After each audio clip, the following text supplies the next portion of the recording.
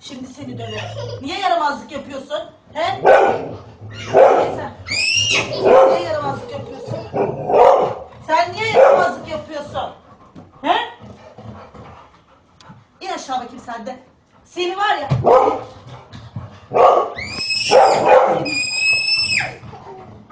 Seni döverim Cansu.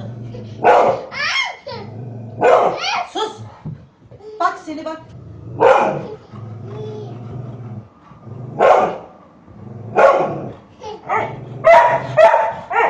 Gidin döveceğim Cansu'nu. Gidin. Gidin. Cansu. He? Sen ne yapıyorsun? Ne yapıyorsun sen? He Cansu?